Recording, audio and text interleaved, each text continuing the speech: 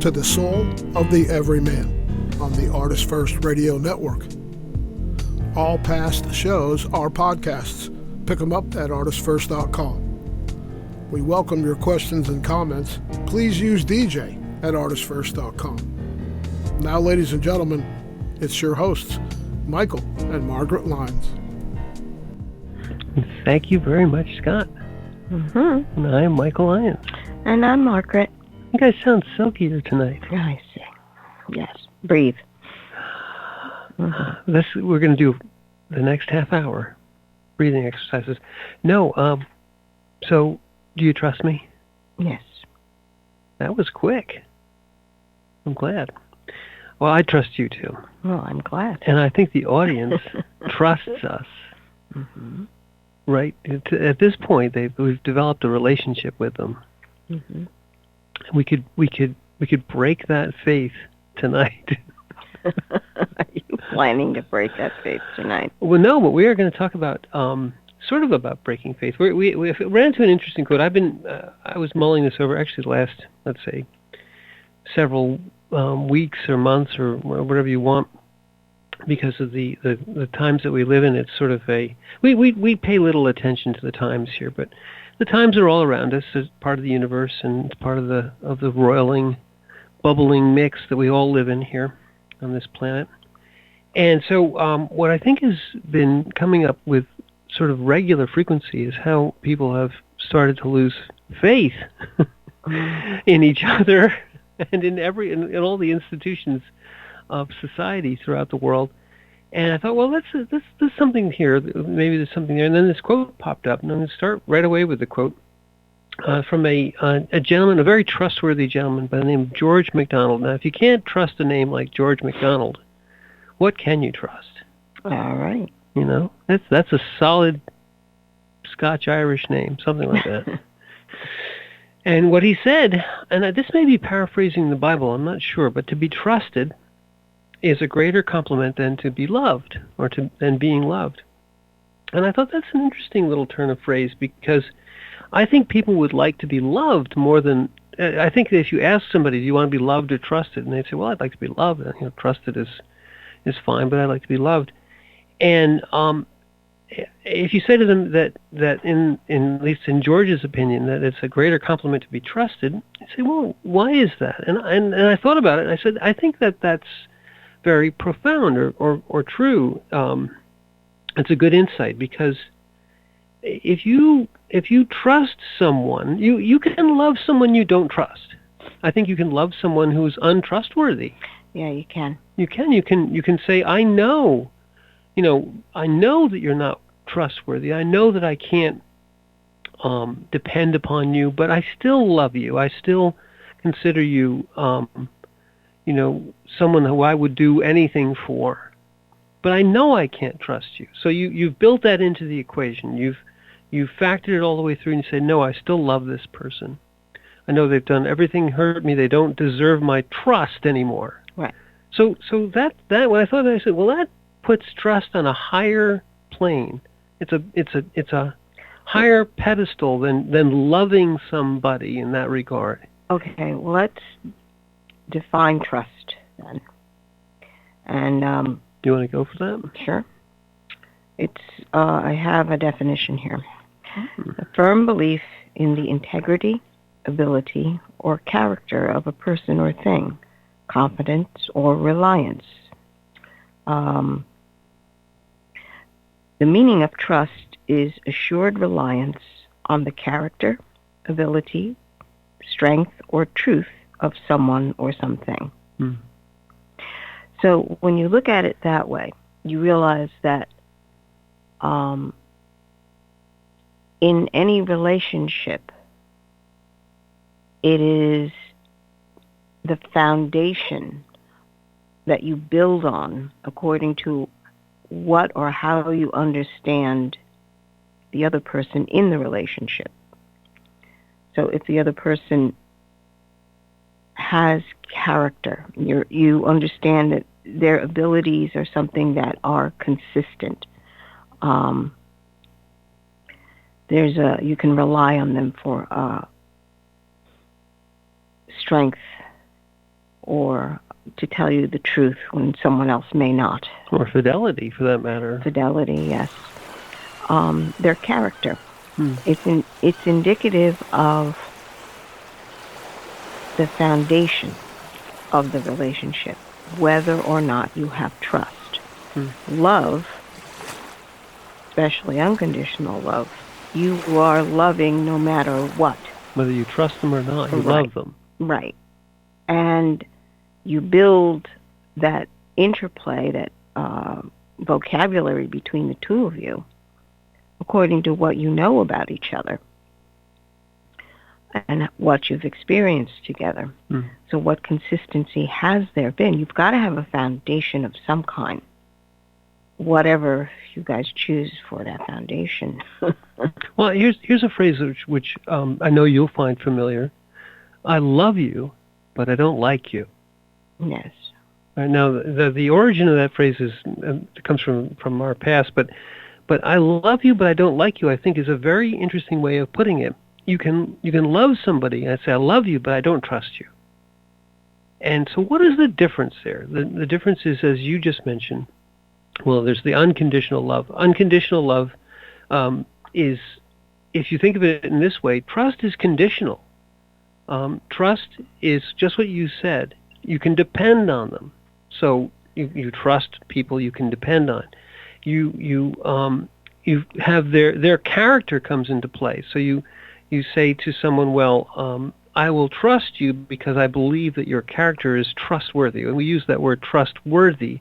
So there's a value, there's a value determination being made here. Is this person trustworthy? Can I value their word? Can I see that their actions are honorable? Whatever.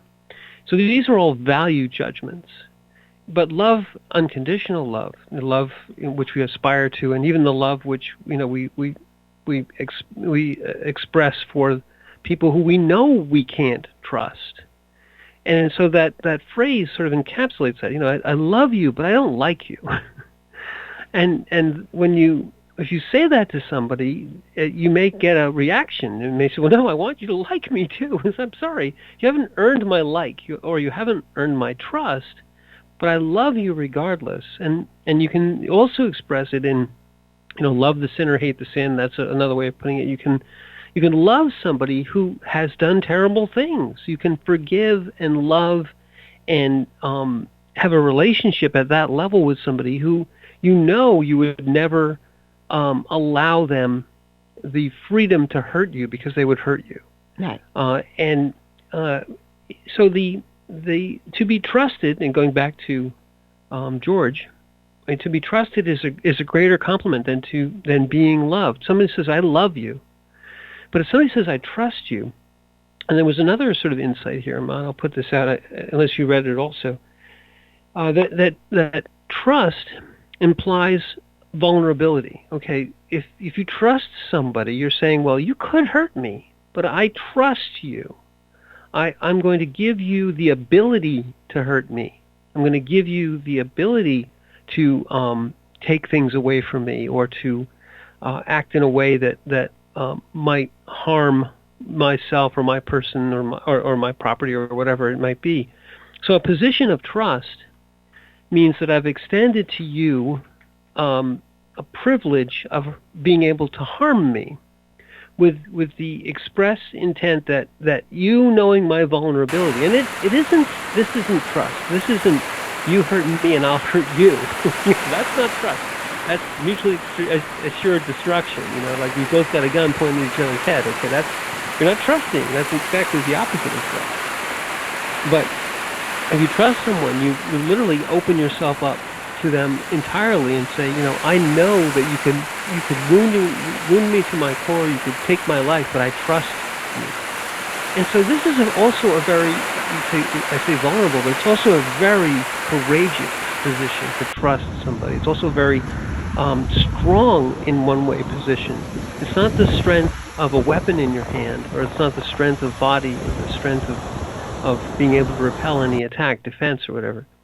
No, it's the strength of total vulnerability when you hang yourself upon a cross, you have to trust that there is something beyond this. That this, going to the garden, if you will, and saying "Thy will be done" is an ultimate expression of trust. Yes. Because somebody's saying to you, this that I am going to ask you to do, you must trust me that this is what needs to be done, and you have the full will and power to say, no, I don't trust you. I will not accept this because I don't believe that it's going to be what you say it's going to be. So trust, and that when you trust someone, it's such an incredible compliment. You say, listen, I know it's going to come out, let's say, the way you say it is. I believe you so implicitly that every other indication, the world, everything I know, put everything against that everyone else in the world says is not going to work out. But I trust you.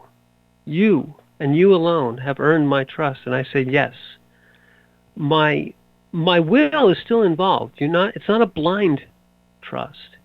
It's not an uninformed trust, an innocent trust. It's a fully knowledge and knowing trust, saying, yeah, I know this looks like hell, but I trust you. We're going to go through hell together because you say we're going to make it, and I believe in you.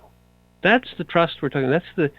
That's the depth of trust, and you can see it played out throughout society. The trust of a child in its parents is another form of trust. It depends very much on what you believe, as you had said. What is the belief system that you're basing your trust? Because you're giving trust to another, but you only do that if you truly believe there's a level of integrity and consistency in this other person. You don't give trust to someone who you have serious doubts over that will not be able to handle whatever the situation may be.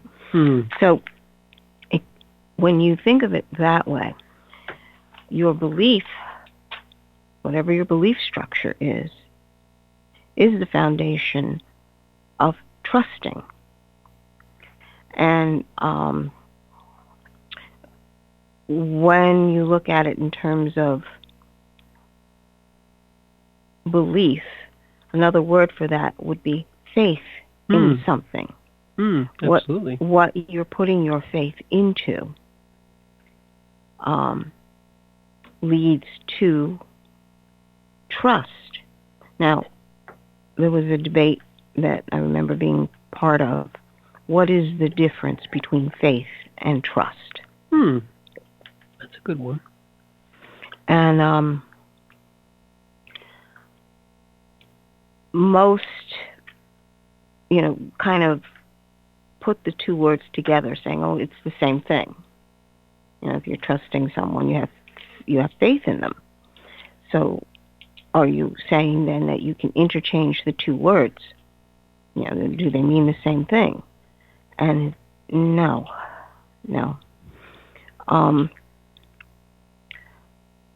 My own interpretation of it might be a little too mental, but I look at faith as a noun and trust as a verb. In other words, and I do remember saying that to people, and they just looked at me like I had two heads. What do you mean? No, I'd like to hear more, but I think I know what you. I think I know what you mean, but I'd like to hear what you think. What you think I think you know that you mean. Ooh, that was good. I almost snapped my lips off saying that. Go ahead. Well, it's like that old story that people have told, where you're on the edge of a canyon, and the chasm is quite large and deep, and you see this rope extended from one end of the canyon across that void over to the other end of the canyon, and you're like, I'm not crossing that. There's no way. And then you see on the other end a figure on a bicycle, and you see this figure riding on that rope and crossing that chasm towards you, and you're like, wow, that's amazing. And as you watch, you realize it's a figure of Jesus riding the bike towards you. And what would be your natural reaction? That would be the question. And it's like, oh, you're singing praises and praying, and oh, that's just wonderful. He's coming. Look at the impossible thing that he's doing. He's coming over. So he comes over and brings the bike onto the other side and rolls up to you, turns the bike around, and says, "Get on." Your turn. No, get on. We're going across. Not your turn. Well, your turn in one way. In one way, yeah. That's the difference between faith and trust. Faith is the belief that he's there. Trust is riding with him through difficult situations. That's interesting. My take on it would be a little bit, maybe a little off that, but I appreciate what you just said. I would say that the faith would be, you use the analogy, and there's another great one that's from the Bible, which is Peter getting out of the boat, right? And so this is a very famous story. Christ walking on the water. Peter gets out of the boat, and he takes a couple steps before he realizes that I'm walking on water. And then he starts to think. Well, okay, the faith got him out of the boat. Okay, and his lack of trust, when his senses told him that this was impossible, and he started to believe them, is when he started to sink. So I think trust, in my way of thinking, trust is slightly below faith in the regard that trust is looking for bona fides. It's looking for things it can believe in. It's looking for things that might abrogate the trust. It looks like the books aren't quite balancing. I wonder why. But faith says, no, I without any proofs, I believe. And so you don't need. It's not bad to have proofs. It's not bad to see Jesus coming across the chasm on the bicycle. Say, man, he made it once. He might make it again. This should be good. But I think that were you to attempt that on command, say, you can do it. I believe in you. Your faith will carry you across. Just keep me in mind. Your faith will allow you to walk to me across the water. Keep your eyes upon me. Well, you are supposed to stay in contact with him. In that story, you're getting on the back of that bike, and you're going with him. You're not doing it on your own. And I like this. That's why you're modifying it. I see what. No, I see that. My fine point. My only thing would be is that the faith there. If you put the two together and say what's the difference, that would be my definition of the difference. Is that trust is looking still for sort of proofs. Yeah, only if you keep it in the mental realm. You're looking for proofs. Trust is a verb. You must act on it. Otherwise, it's still in the mental realm, and it's not trust. It's a concept. Okay. I agree. I trust what you said, and I believe it. I have faith in it as well.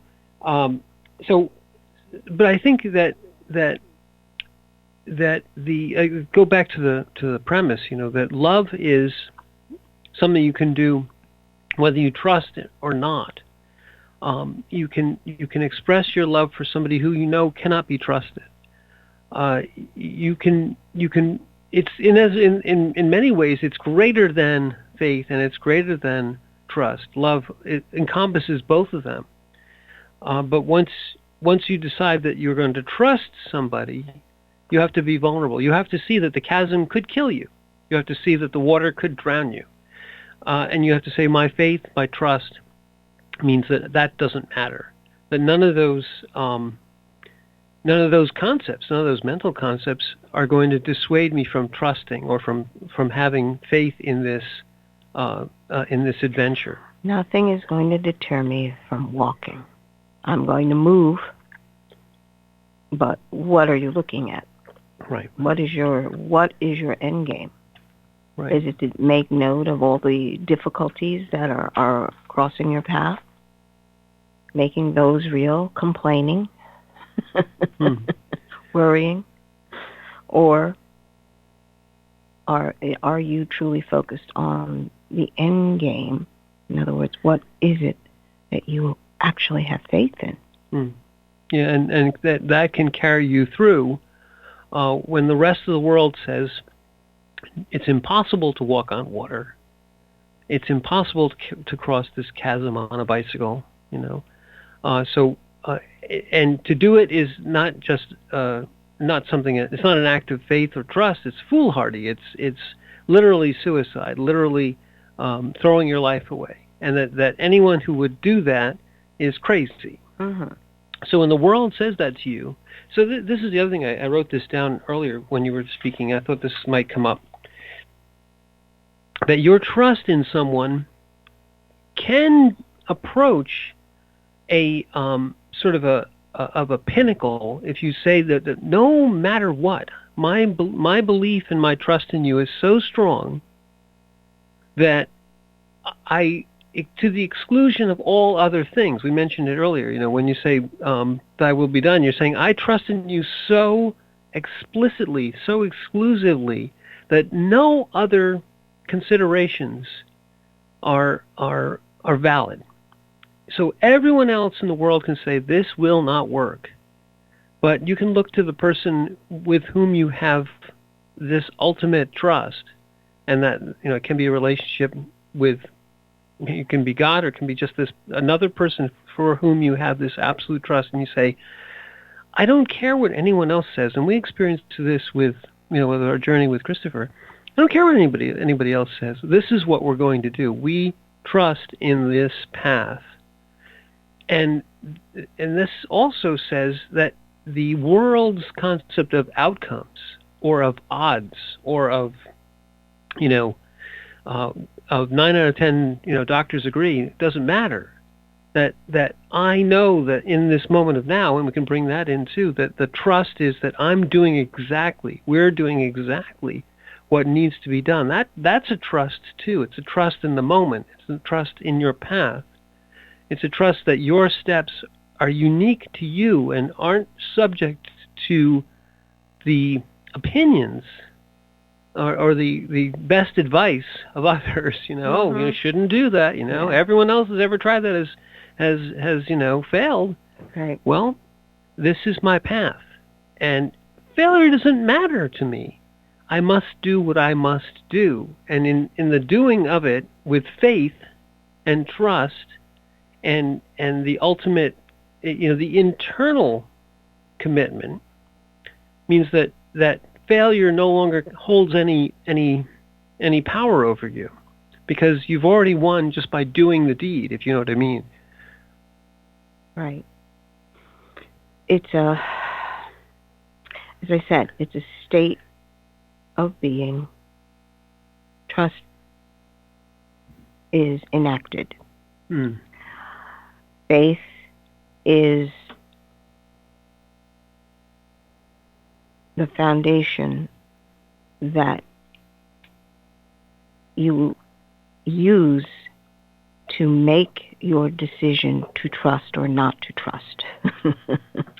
I like that. I like that faith is the, if you want to say that faith is the rest state and trust is the moving state. Right. Right. Because it's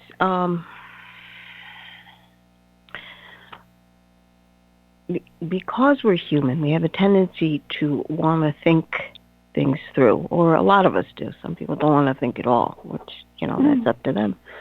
A lot of people would rather use emotions to live their life. But even still, to engage in life, you must move in some way, shape, or form. I'm not saying there aren't moments of stillness, but it's understanding that it's a process. The process is a very complex thing down here. We have all the fun being in at center, at 0 point, at now, to experience what's happening around us and deciding how you're going to interact. What is the faith that you've built on? Is it something ephemeral? What do you hold in your heart as valuable? What makes your heart sing? I always ask that question. Because frankly, it's again, life and death. Always comes down to that. Well, life is fleeting, and death comes to all. It's how you treat those around you that truly measures your character. And when you have a measure of character, you can have a level of trust. It becomes a metric of trust. And so one other thing that we thought about is, and I mentioned this in the beginning, I think we've defined not only the faith, the trust, the love, the foundation of it all, but there's degrees, there's levels. What you just mentioned, I think, could be looked at as in levels. There's a level of trust, and I think a purity of trust and faith, which is a being state. But then people use that same word for much lesser. The trust that you put in somebody to hold your checking account and not steal money from you is not the same trust, perhaps. And so I think when you bring it down, the emotions do get involved, and the mental does get involved, tremendously involved, and the machinations start to play out. And this is where you end up with people who play confidence games, who try to, this is if you go down into this area, this is clinical. This is part of the narcissism, part of the narcissist's component or bag of tools that they use to manipulate people is trust or misplaced trust or engendering, trying to get people to trust them so that they can take advantage of them. This is both, it's narcissistic behavior, it's also psychopathy, and even sociopathy. Those three forms of mental illness, right, which can mix and match quite a bit. But if you take them in their purer forms, those three forms of mental illness all rely upon a certain degree of trust. The psychopath can be incredibly charming and use that to gain the trust of their victims or the people that they want to manipulate. The sociopath also can use societal norms. The narcissist wants everyone to support their vision of what is happening around them in the world, and that they use this ability to daunt and to co-opt and to gaslight people, and to use sort of this consensus to say, well, how you must do what I'm saying because this is what everyone says should be done, and you have to be everything has to be about me and what I need, and you're not fulfilling it, and I trusted you is a narcissist's term to bend the will of others. I thought I could trust you is this terrible lash that they use on people, the lament. So, in the zeitgeist of the times, we're caught up in a tremendous, right now, and probably for the last 20 or 25 or 30 years, we've been caught up in a tremendous amount of abrogation of trust, and it's eroded us societally, and it's eroded us, the generational trust that perhaps was even back with our parents and even our grandparents, probably our grandparents, this sort of generational trust in various institutions of society has been so terribly eroded that I think our current generation, whatever they call them, the Zoomer Boomers, whatever they're called these days anymore. Gen X? I think X, Y, Z. I think we're on to Z prime. I have no idea what it is. But the current kids today, the people who are our grandchildren's age, let's say, or in that ilk, the teenagers of current times have both fortunately and unfortunately been raised in an environment where trust was not given, cannot be given freely. They've become very wary people. And you say to yourself, well, that's sort of unfortunate, that they have to be so guarded or they have to be so wary. But you can also look at it and say, what they've learned to do is be very, very parsimonious with their trust and very, very discerning and very, very, very clear-eyed. I think that living in a dangerous world or in a world that will take advantage of you. This narcissistic, not necessarily psychopathic, but certainly sociopathic and narcissistic behavior has become so prevalent and so insidious that this current generation, unfortunately and maybe fortunately, but people have adapted to this, and they've said, if you, his case in point is my mom. Who is of the greatest generation. She was born back in the the 30s, around the Great Depression. Her concept of the world was that there were certain rock solid institutions, that you could depend on. That you could always. The 4 out of 5 dentists agree is from her generation, because that's all you needed. Is that a dentist or a doctor was a trusted authority figure that had great gravitas, and that you could, if you went and the doctor said this, well, you just up and died because the doctor said it. Doctor said I had 3 weeks to live. Well, I got 2.5 left now. Well, the generation before them, though, basically said they did not want to ever go to the hospital. That's what I remember, because they felt that you went there, you died. You went there and you died. You just died. No, seriously, that was their belief. That was their belief. But I appreciate that was that's the societal, but there became this this erosion over time through our parents and then our generation and then moving our way all the way up to, and I think it's slid a long way to the point where now the current kids, the kids who are teenagers today, are almost raised in a faithless way, in a trustless way, in a trust yourself, and be very, very careful about your relationships. When everything's an avatar, everything has multiple layers of deception built on top of it. Everything, we have AI now who could be me right now.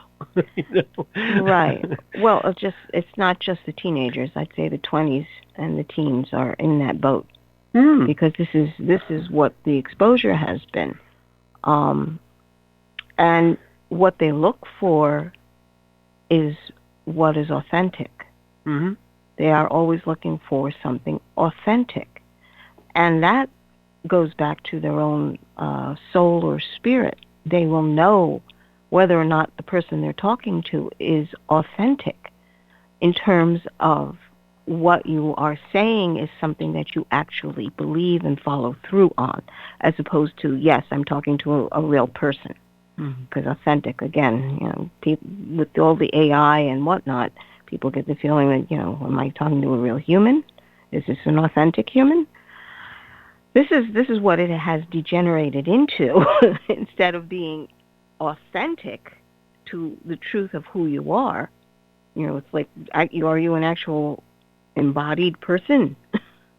Well, well, if you go back to, I think that before the authenticity was stamped with these kind of societal markers. I'm a XYZ official from this institution, so you get this automatic, almost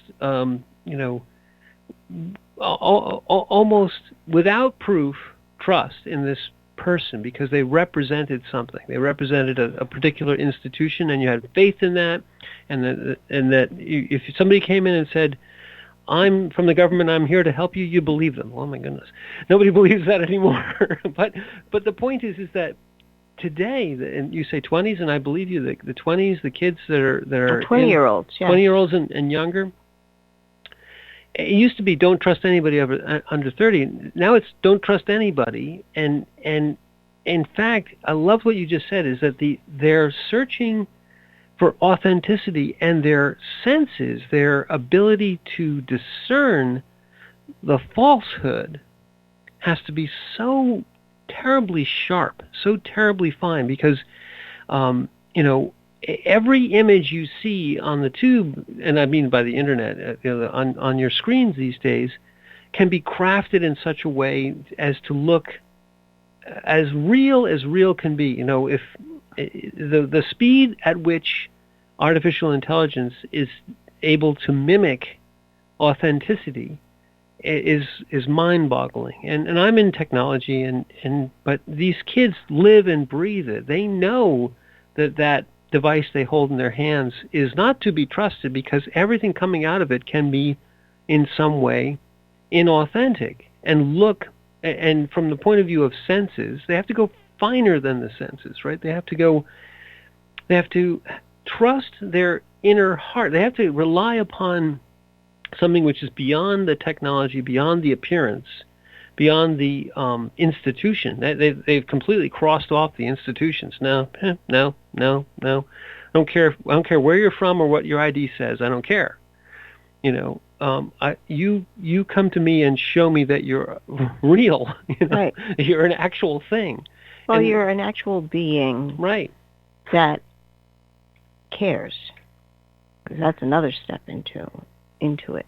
They are looking for authentic relationships. And it puts value on authentic relationships, because they've been given so many images and false faces that they realize that, I can go right on my social media and get the same kind of stuff. And that's not what they're looking for. They want interaction. They want the ability to explore ideas and just enjoy being with another human being. That's not trying to get something out of you. And I think, unfortunately, though, they've had to become very guarded and extremely quick in that judgment, in that. So their heart channel is got to be extremely open, because or it's got to be a real source, a real heart true source, because what do you nothing mean by else, open? Well, I mean that if you trust the institution, then a person comes and knocks on your door and says, I'm here from Amway, would you like to buy some soap? You say, oh, of course, come on right in. No one knows what Amway or soap is, but the point is that you would in the generations prior, you might trust somebody who was trying to con you because they just had a uniform on, for argument's sake. That doesn't happen anymore. These kids, they start off with, you're probably not who you say you are. And I'm not going to allow myself to be vulnerable. I'm going to be very guarded. I'm going to be very, they call it ghosting. When you just, if somebody comes across as even the tiniest bit phony, you don't extend yourself further to say, well, maybe they're not. No, you just say, that's it. We just become completely blank. We give them nothing. It's a featureless void. We move on. And they call it skipping. I think they just literally skip away from the conversation, from the interaction. And so also the downside of that is you give no one a chance.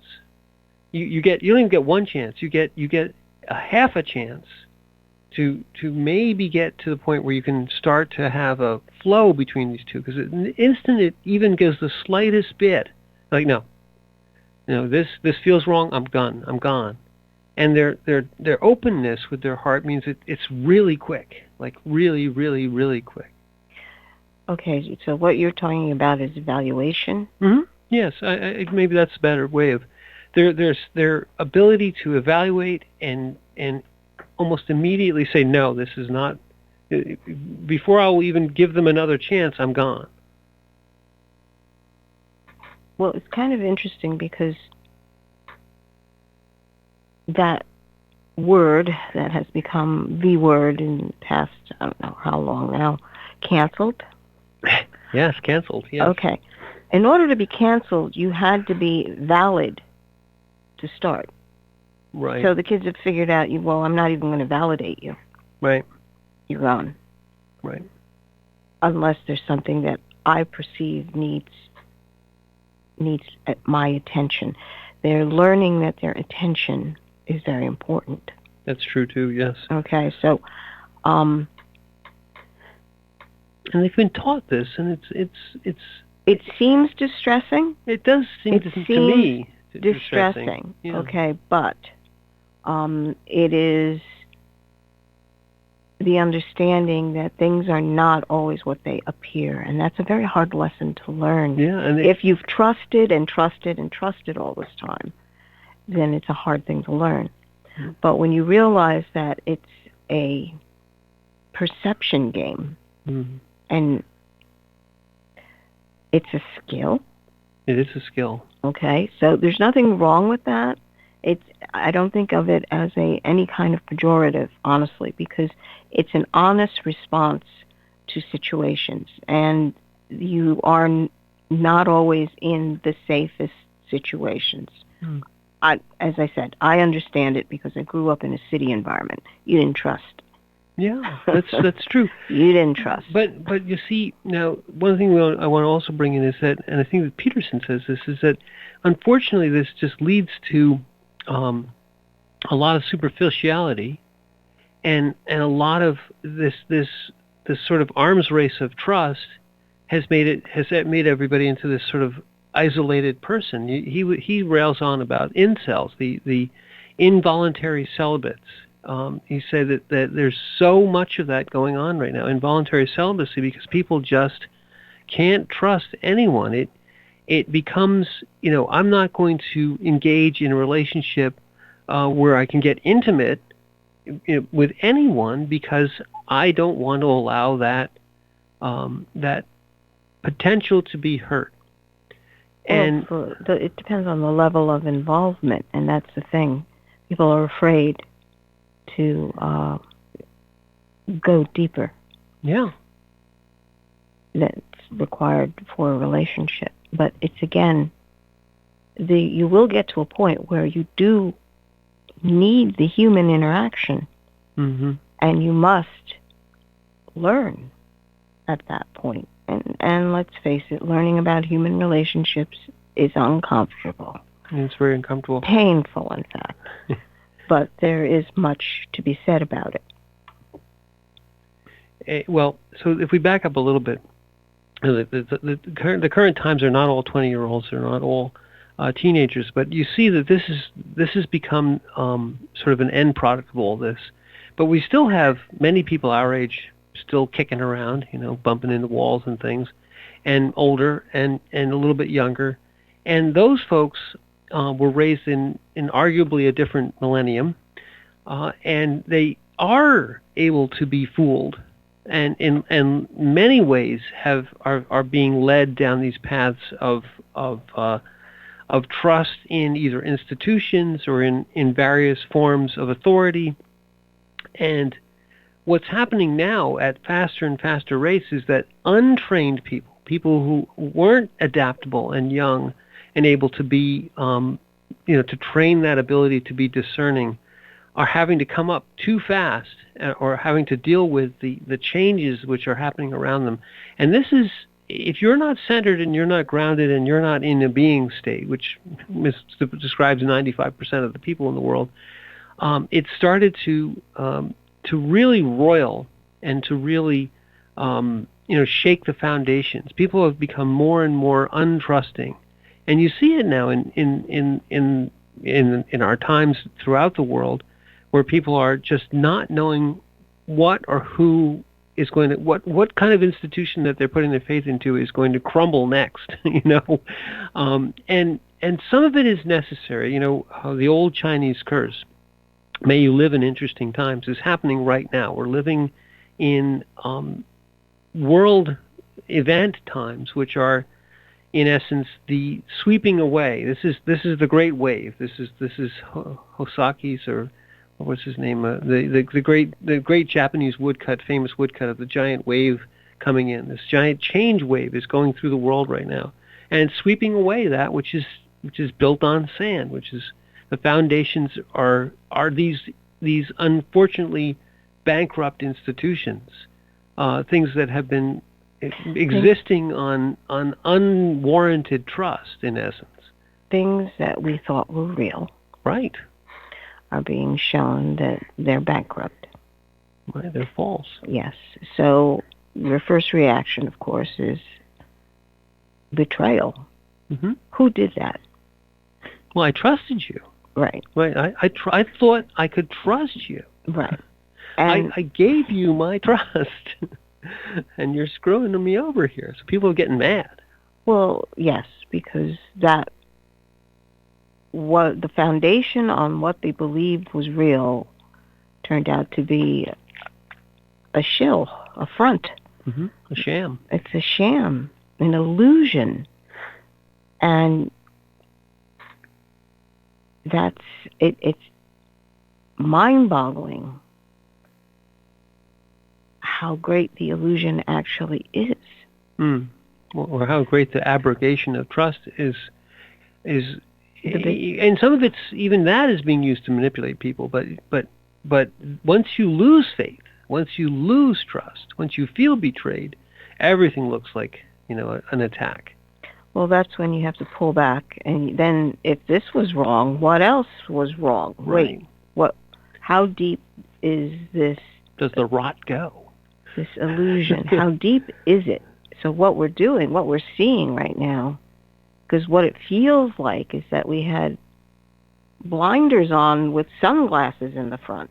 All that's being taken off, and we're seeing what truth is, what's actually happening. Mm-hmm. And it is a feeling of free fall. Everything you thought you believed in is no longer there. So you are falling. You have nothing to stand on. And most people go into complete panic at that point because, wait a minute. And we understand this, to have the reality that you thought you were on suddenly ripped away from you. And you're in free fall. And when I say that, actually, you don't even know which way is up, because everything has changed so much that what you thought was up or good is not actually that. Mm-hmm. It could be something else. It becomes an existential crisis. Yes. So you have to fall back on the truth that you are. And that's why I think this young generation understands that. They have had to deal with illusions continually. That forces you to turn inward and begin to rely on something that does not change. Yeah, and that's exactly it. I think if you said it, Sue, the 20-somethings, the ones that are a little around that age, they're doing fine with this because they're like, of course. And that's their word. Of course. Everything's of course. So of course this is all crazy town. What, you believed in this? Mm-hmm. They're fine. They're like, duh. But unfortunately, they make up a significant, but not the majority of the population, not yet. And so the folks that are currently, sort of at the top of their game, or they're the masters of society, if you will, the 40, 50, 60, 70-year-olds, if you will, those generations are just getting leveled by this stuff. To the degree that they trusted is to the degree that they feel isolated and betrayed and just, as you said, just in free fall. And you see it now in nearly everywhere, but you can see it very, very clearly in the fact that these daily revelations are turning into an isolating and existential. People are drawing in. People are like, I'm just going to concentrate on my feet right here next to me, and just, because it's just too much. They're in overwhelm, and one of the reactions of this is Ekman. Okay, this is Ekman's emotional studies. When you are afraid, there's a certain reaction. But if you're terrified, if you're overwhelmed, the reaction isn't fear. It's complete withdrawal. You curl in of yourself. You turn into a fetal position. Well, you shut down. You shut down. Exactly so. Mm-hmm. So the shutdown is starting to happen across the world, really, and it's such an existential crisis that it's roiling. It's rolling. It's starting to make people just a little crazy out there. Where you can feel it as you drive back and forth to work. You're like, man, people are crazy today. Because I think if you've been through it, and I don't want to put any airs on, but we've been through it. And once you see the signs, and you've already found your center, you've already been through hell, and you've been through the fire.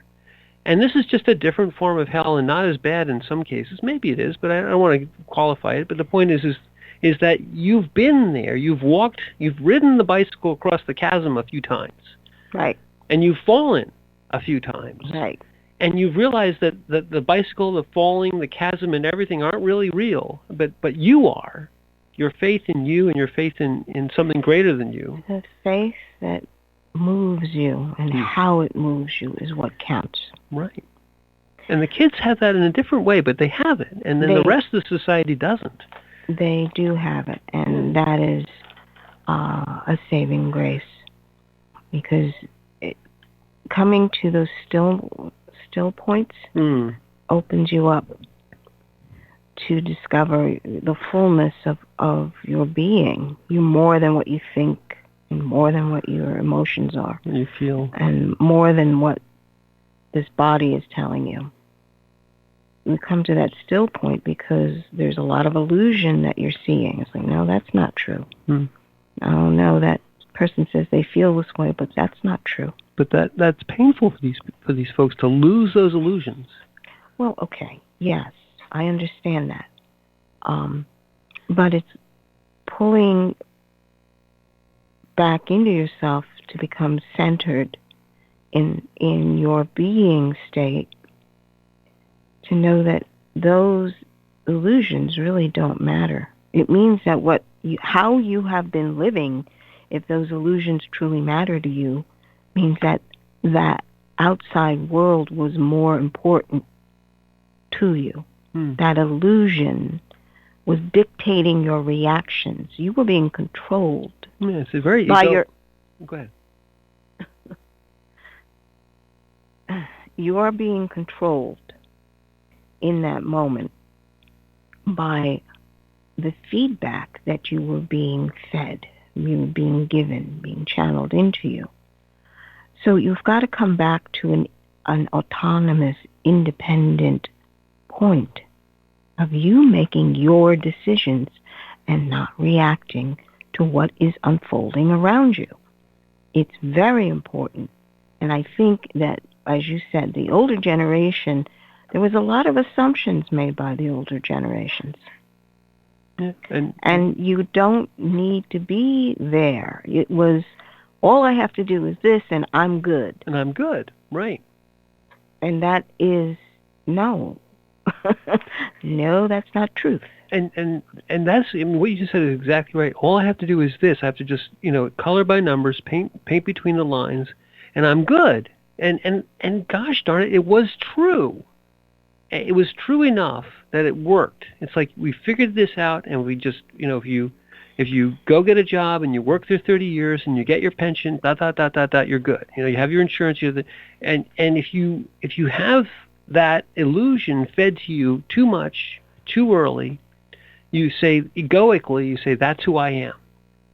And then that's ripped away, and you're falling in free fall. And you just have no clue what the real you is. So it becomes an existential crisis. Right. And that's where you get the crazy, and now you have that. Either you have the overwhelm, or they're just, or they're literally like raving lunatics running around biting each other. And we're going to have to go through this, but I think, to use the old phrase, the kids are all right.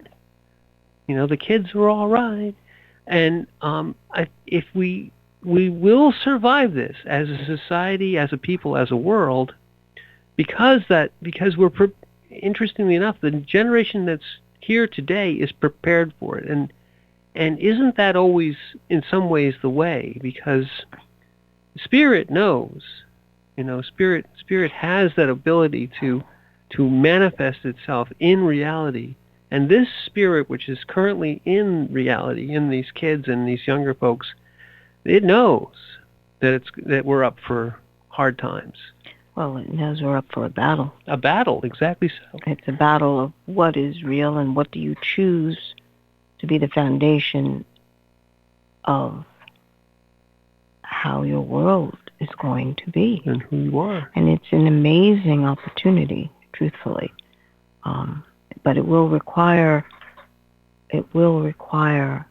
very grounded and loving individuals. Love and trust. Yes.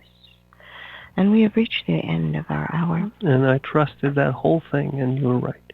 And my name is Michael Lyon. And I'm Margaret. Thank you for listening.